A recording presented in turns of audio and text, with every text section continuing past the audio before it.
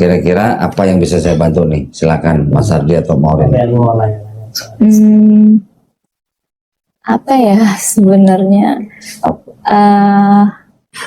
Apa sih yang bikin apa ya?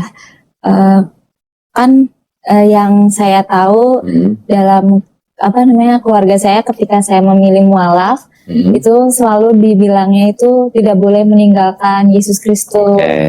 Tapi setelah sedikit belajar apa benar kalau misalkan kita mualaf kita sebenarnya tidak meninggalkan, tapi apa tetap dihargai Nabi Isa itu benar adanya atau bagaimana? Alhamdulillah saya senang dengarnya. Maureen seorang mualaf. Iya. Tahun berapa bersahadat? 2023. 23. Oh, berarti awal Januari 2023. Alhamdulillah. Sudah belajar Islamnya apa aja? Baru belajar sholat, puasa, alhamdulillah. Terus diajarin zakat juga sama suami dan keluarga suami. Alhamdulillah. Terus lagi ya? Sudah bisa baca Quran? Belum. Ini suaminya nih. Ayo lo, ketahuan nih. Nanti abis ini belajar Quran, ya. Nah, menjawab pertanyaan Maureen tadi, kalau ada anggapan dari orang Kristen, ya, di mana ada orang Kristen yang anggota keluarganya masuk Islam, mereka memang sering berkata bahwa orang itu meninggalkan Yesus, ya. Anggapan itu menurut Bible mereka sendiri itu tidak benar. Tidak benar. Itu hanya anggapan sentimen pribadi, ya. Jadi mereka seolah-olah karena mereka sudah menjadi pengikut Yesus, makanya ketika ada orang Kristen keluar dari Kristen, mereka anggap orang yang keluar itu dianggap meninggalkan Yesus. Tapi orang yang bicara seperti itu sebenarnya malah tidak tahu kitabnya sendiri. Nanti saya bisa kasih tahu ayat-ayatnya. Maureen dulu kalau boleh tahu dari gereja apa? Mantan gereja Maureen di Latter Day Saints. Oh, Advent. Enggak, LDS. Beda sedikit sama Advent ya? Latter Day Saints. Jadi Mormon. Oke, saya baru mau ngomong ya Mormon ya. Sudah dari kecil Mormon? Iya, dari kecil sekeluarga semuanya. Jarang loh Mormon di Indonesia. Nah, dulu kalau boleh tahu meninggalkan Kristennya itu lantaran karena menikah atau ada alasan lain? Sebetulnya ini menarik banget ya. Maureen tuh dari kecil keluarganya kan udah banyak yang majemuk ya kok ya. Jadi dari kakek ya ada yang Islam gitu kan. Dipikirnya ya nggak apa-apa, toleransi gitu kan. Terus ditambah lagi bertambah usia ya perempuan lah, ada ingin kayak ada yang seriusin menikah ya udah. Nah disitulah peran Mas Hardi suami Maureen sekarang itu emang pas pacaran tuh ngajaknya serius kok. Dan Mas Hardi sih pernah bicara kayak kalau bisa sih yang seiman gitu. Ya udah saya juga menawarkan diri kalau memang seiman ya udah saya yang mualaf kayak gitu. Ya udah maksudnya itu sesimpel saya seperti itu. Karena saya mikirnya juga di keluarga udah terbiasa berbeda, tapi bukan berbeda yang menikah beda agama gitu ya kok bukan, tapi tetap ada yang Islam, Kristen, tapi tetap bareng. Ternyata kenyataannya berbeda ketika saya memilih. Seperti itu. Ya, nggak apa-apa. Jadi gimana ya? Memang di semua agama, ya, mau Islam, Kristen, Katolik, Hindu, Buddha, Konghucu, semua agama ini melarang nikah beda agama. Begitu juga negara juga melarang pernikahan beda agama. Ada di Undang-Undang Nomor 1 Tahun 74, ya. Semua agama juga melarang. Tapi maksud saya begini, kalau memang Maureen masuk Islam karena menikah, itu tidak ada yang salah, ya, tidak ada yang salah. Menikah itu baru salah satu cara untuk masuk Islam. Tetapi yang kita harapkan setelah masuk Islam tentu saja juga harus belajar Islam. Belajar Islam juga tidak seperti yang kejar paket semalam harus bisa seperti teman-teman muslim yang dari keluarga Islam. Enggak, kita belajar Islam step by step, ya, sesuai dengan kemampuan kita dan keterbatasan kita. Semuanya itu memang kalau bisa butuh ada gurunya gitu ya. Suami kadang-kadang punya waktu, kadang-kadang nggak punya waktu. Suami kadang-kadang sibuk, kadang-kadang nggak sibuk, ya. Jadi memang saya sangat maklumin. Makanya saya sangat menyarankan nanti setelah ini Mas Hardi kalau bisa cariin guru privat, ya, yang perempuan untuk ngajarin Maureen itu supaya progresnya jalan terus gitu. Kalau di kita kirim guru privat ke rumah masing-masing mualaf itu dengan target 3 bulan udah bisa baca Quran. Jadi kalau dia baca Qurannya bagus malah kita terusin. Ya. Nah, menjawab pertanyaan tadi, gini, Maureen sudah biasanya pakai Bible apa? Alkitab juga dulu digunakan sih kok. Cuman mereka ada kitab sendiri. Kitab tambahan yang mana itu? Yang ini bukan? Yang Mormon sama ajaran dan perjanjian. Ya. Ini. Iya betul. Nanti ada lagi yang kalau nggak salah yang ini. Iya, kitab Mormon. Tapi kan yang biasa dipakai untuk apa ya, dalil-dalil kan tetap yang ini kan? Iya. Kalau ini sih ajaran tambahan aja. Iya betul. Nah, sekarang saya mau tunjukin ke Maureen nih. Apakah betul mu'alaf itu meninggalkan Yesus? Ya. Nih. Kita belajar Bible lagi kan? Enggak bukan. Masih ingat urutan-urutan kitab-kitabnya? Udah dikit-dikit lupa. Udah lupa. Nggak apa-apa. Oke, sekarang kita buka di Lukas. Lukas pasal 2. Nih, diceritakan di sini pasal 2 ayat 21. Boleh dibaca dari mulai ayat 21 sampai 22. Ini ya, Lukas 2 ya. Ini Lukas 2 kan? Ayat 21 atau 22 dan 22. Lukas 2 ayat 21 dan 22 yang berbunyi, dan ketika genap 8 hari dan ia harus disunatkan, ia diberi nama Yesus, yaitu nama yang disebut oleh malaikat sebelum ia dikandung ibunya. Dan ketika genap waktu pentahiran, menurut hukum Taurat Musa, mereka membawa dia ke Yerusalem untuk menyerahkannya kepada Tuhan. Boleh lanjutin satu lagi? Sampai 23, 24. Seperti ada tertulis dalam hukum Tuhan, semua anak laki-laki sulung harus dikuduskan bagi Allah. Dan untuk mempersembahkan korban menurut apa yang difirmankan dalam hukum Tuhan, yaitu sepasang burung tekukur atau 2 ekor anak burung merpati. Nanti di video akan saya tampilkan ayat ini, ya, yang dibaca oleh Maureen akan saya tampilkan di layar supaya nanti Maureen ketika nonton kembali bisa mencatat ada ayat apa aja.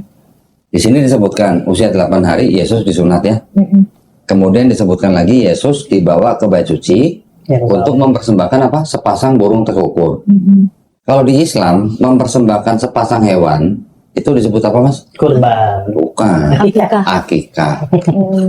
Jadi Yesusnya sunat, Yesusnya akikah, ya kan? Iya. Umat beragama apa yang laki-lakinya disunat dan akikah sepasang hewan? Islam. Itu ya. Tambahin lagi.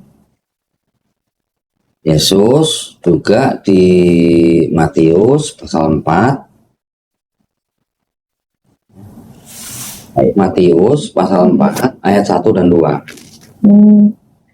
Di Matius 4 ayat 1 dan 2 berbunyi, maka Yesus dibawa oleh Roh ke padang gurun untuk dicobai iblis, dan setelah berpuasa 40 hari dan 40 malam akhirnya laparlah Yesus.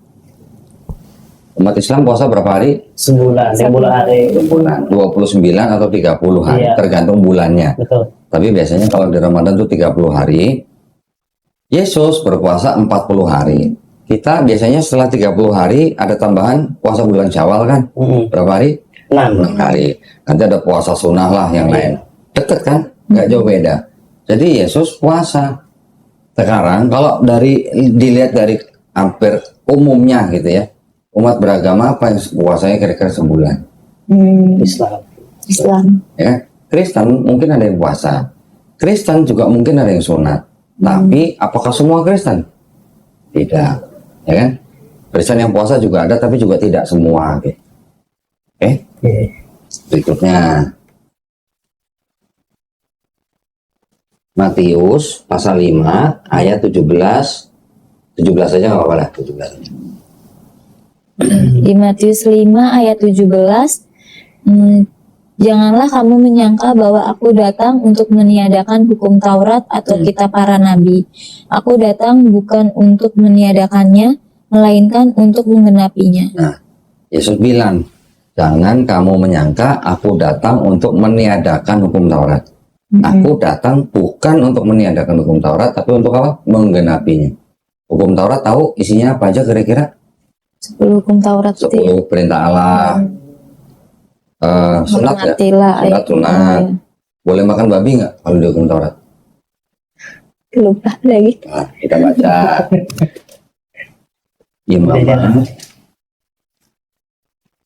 Imamat pasal 11 ayat 7. Nah, ini.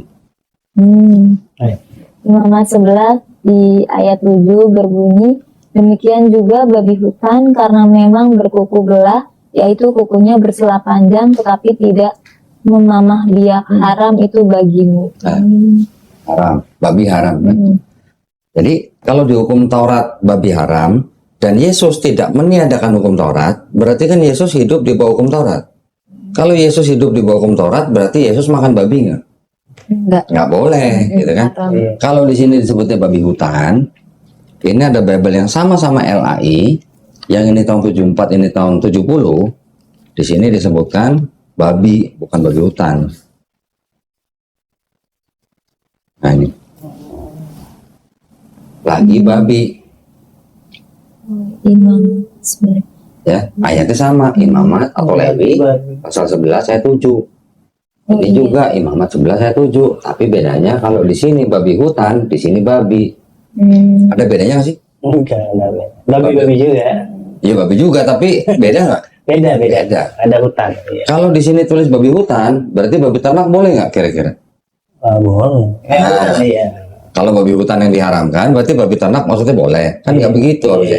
Di sini cuma babi, nggak dijelasin mau babi hutan atau babi ternak gitu.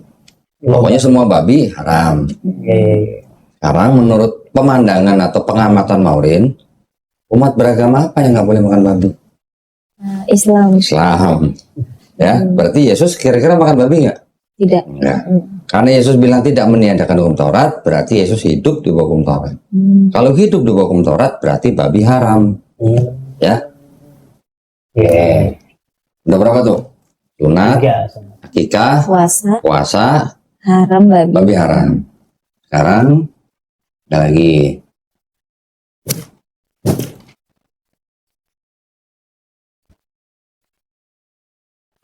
Matius pasal 26. Matius 26 ayat 39. Mana 39? 39 boleh. Matius 26 di ayat 39 yang berbunyi, maka ia maju sedikit lalu sujud dan berdoa katanya, ya Bapakku, jikalau sekiranya mungkin biarlah cawan ini lalu daripadaku, tetapi janganlah seperti yang ku kehendaki, melainkan seperti yang engkau kehendaki. Dikatakan tadi awal pertamanya apa? Maka ia, Yesus kan, maju sedikit, lalu sujud. Yesus sholat sujud. Umat beragama apa yang sholatnya sujud? Islam. Markus pasal 1 ayat 35 nih. Di Markus 1 ayat 35 yang berbunyi, pagi-pagi benar, waktu hari masih gelap, ia bangun dan pergi keluar. Ia pergi ke tempat yang sunyi dan berdoa di sana. Berdoa pagi-pagi benar. Sholat apa mas? Subuh. Umat Islam sholat subuh nggak? Subuh. Yang ngomong Bible ya, bukan saya. Ya. Lagi Matius pasal 27 ayat 59. Di sini yang diceritakan di salib dan mati Yesus. Tapi umat Islam kita tidak percaya Nabi Isa alaihissalam dibunuh dan disalib. Tapi ceritanya di sini Yesus ya. Yesus ketika sudah disalib, jenazahnya diapain? Tolong dibaca ayat 59. Matius 27 ayat 59 berbunyi, dan Yusuf pun mengambil mayat itu, mengapaninya dengan kain lenan yang putih bersih. Yesus jenazahnya dikafani. Umat beragama apa yang kalau meninggal dikafani? Islam. Kalau Kristen jenazahnya diapain? Pakai peti ya. Jadi kalau begitu, Yesus disunat, Yesus akikah, Yesus puasa, Yesus tidak makan babi, Yesus sholatnya sujud, Yesus sholat subuh, Yesusnya apa tadi? Dikafani, ya kan? Udah kan? Yesus disunat, Yesus akikah, Yesus puasa, Yesus tidak makan babi, Yesus sholatnya sujud, Yesus sholat subuh, Yesus mati dikafani, jenazahnya dikafani. Umat beragama apa yang melakukan ini semua kalau bukan Islam? Islam kan? Kalau begitu, Islam ini mengikuti perbuatan Yesus di sini nggak? Kalau gitu? Iya. Ya. Kristen bagaimana? Kristen mungkin ada yang disunat, tapi tidak wajib, ya. Karena apa? Karena Paulus mengatakan malah karena Yesus yang mati di atas kayu salib itu sudah membatalkan hukum Taurat. Di Efesus pasal 2 ayat 15. Efesus pasal 2 ayat 15. Nih. Ini Galatia. Dan Efesus pasal 2 ayat 15. Efesus 2 ayat 15 berbunyi, sebab dengan matinya sebagai manusia ia telah mendapatkan Taurat dengan segala perintah dan ketentuannya untuk menciptakan keduanya menjadi satu manusia baru di dalam dirinya, dan dengan itu mengadakan damai sejahtera. Ya. Yesus di satu sisi bilang, jangan kamu menyangka aku datang untuk meniadakan hukum Taurat. Aku datang bukan untuk meniadakan Taurat, tapi untuk menggenapi. Ya. Paulus di satu sisi bilang, Yesus yang mati sebagai manusia sudah membatalkan hukum Taurat. Padahal Yesus tadi di Matius 5:17 juga mengatakan, sebelum langit dan bumi lenyap, ya, ini 5:17 kan? Sekarang baca yang 18 nih. Karena aku berkata, coba. Matius 5 ya. 18. Matius 5 ayat 18, karena aku berkata kepadamu sesungguhnya selama belum lenyap langit dan bumi ini, satu iota atau satu titik pun tidak akan ditiadakan dari hukum Taurat sebelum semuanya terjadi. Ya, Yesus bilang sebelum langit dan bumi lenyap, satu iota atau satu titik dalam hukum Taurat tidak akan dihilangkan. Berarti hukum Taurat itu hilang atau lenyap kalau langit dan bumi lenyap, gitu kan? Iya. Paulus bilang Yesus yang mati sebagai manusia itu sudah membatalkan hukum Taurat. Kalau gitu, boleh nggak saya katakan Paulus memfitnah Yesus? Yesus nggak pernah bilang membatalkan hukum Taurat. Langit dan bumi belum lenyap, satu iota pun tidak akan dihilangkan. Kok bisa-bisanya Paulus bilang Yesus yang mati di atas kayu salib membatalkan hukum Taurat? Seolah-olah Paulus memfitnah Yesus. Yesus nggak pernah bilang nanti aku akan mati di atas kayu salib untuk membatalkan hukum Taurat. Nggak ada begitu. Ya. Nah, jadi ada perbedaan nih antara ajaran Yesus dan ajaran Paulus. Satu, Yesus tidak pernah bilang akan membatalkan hukum Taurat dengan cara apapun. Karena selama langit dan bumi itu belum lenyap, tidak akan dihilangkan satu iota atau satu titik. Paulus bilang, karena dia sudah mati menjadi sebagai manusia, dia sudah membatalkan hukum Taurat. Yang kedua, Paulus mengajarkan adanya dosa waris atau dosa asal. Disebutkan apa? Karena dosa satu orang itu, Hawa, istrinya Adam, maka setiap keturunan manusia sudah membawa dosa itu. Ada di Roma pasal 2 ayat Roma 5 ayat 12.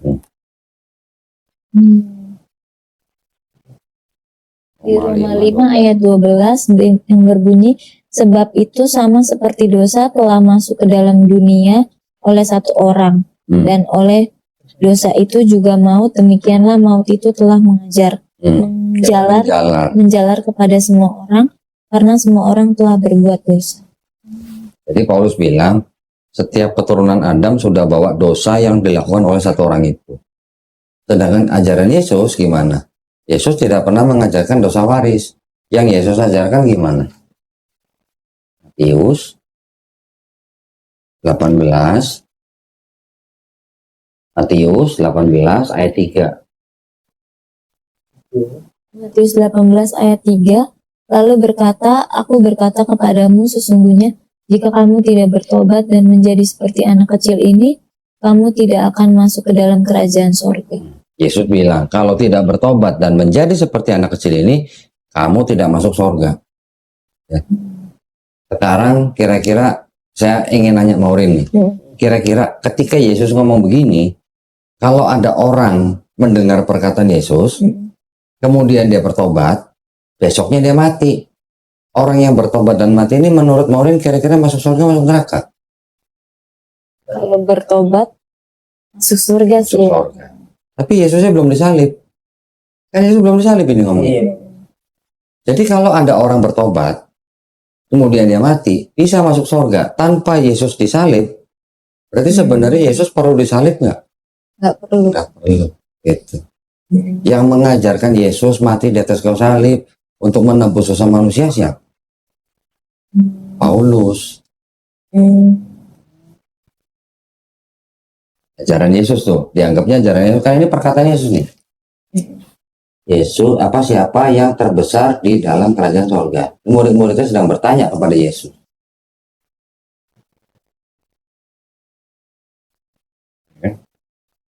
Yesus ngajarinya menyembah siapa? Menyembah Matius pasal 4 ayat 10.